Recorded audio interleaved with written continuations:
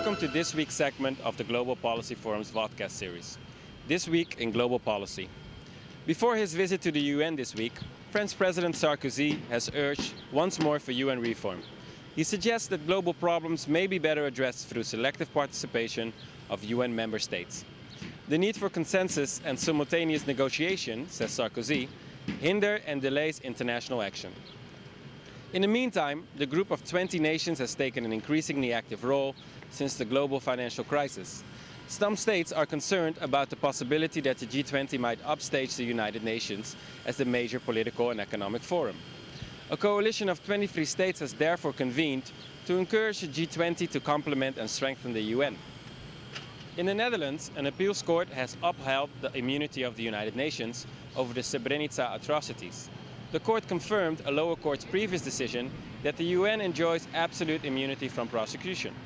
This ruling touches upon a fundamental problem within UN immunity, as it denies individuals affected by UN decisions access to an effective remedy for their complaints.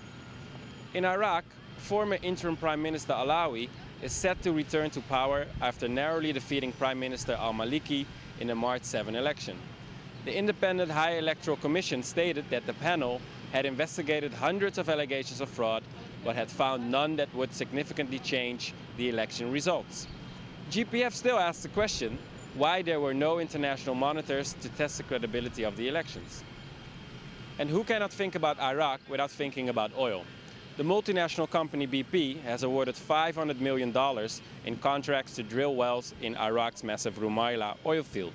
This move could be one of the largest expansions of crude oil production ever achieved. The multinational corporations controversially argue that investments will bring employment, improved infrastructure, and increased government revenues. For more insight on these issues and more, please visit our website at globalpolicy.org. You can also follow us on Twitter.